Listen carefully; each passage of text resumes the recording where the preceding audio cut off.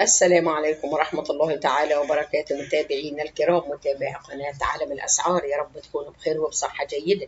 ما تنسوش تشتركوا في القناة وتفعلوا زر الجرس. عاجل الطقس في 6 أيام شديد الحرارة وارتفاع الرطوبة وتحذير من هذه الظاهرة.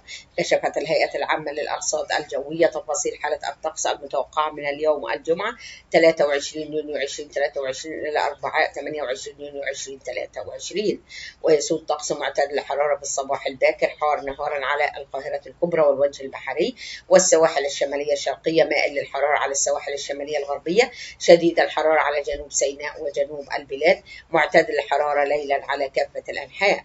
وأوضحت الأرصاد أن التعرض المباشر لأشعة الشمس يزيد من الإحساس من الشعور بارتفاع درجات الحرارة، لافتة إلى أن ارتفاع نسب الرطوبة نهارا يزيد من الإحساس بحرارة الطقس عن المتوقع في الظل بقيم تتراوح من 32 درجة مئوية. الجمعة والسبت 23 و 24 يونيو 2023 شبورة مائية في الصباح الباكر حتى الساعة 6 صباحا تقريبا على الطرق الزراعية والسريعة والقريبة من المسطحات المائية المؤدية من وإلى القاهرة الكبرى والوجه البحري ومدن القناة ووسط سيناء وشمال الصعيد. تنشط الرياح على بعض المناطق من القاهرة الكبرى والوجه البحري والسواحل الشمالية الشرقية وجنوب سيناء وشمال الصعيد على فترات متقطعة.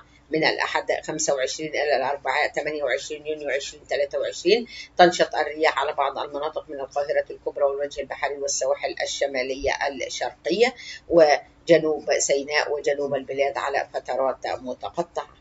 قبل ما ننهي الفيديو ما تنسوش تشتركوا في القناة وتفعلوا زر الجرس، والسلام عليكم ورحمة الله تعالى وبركاته.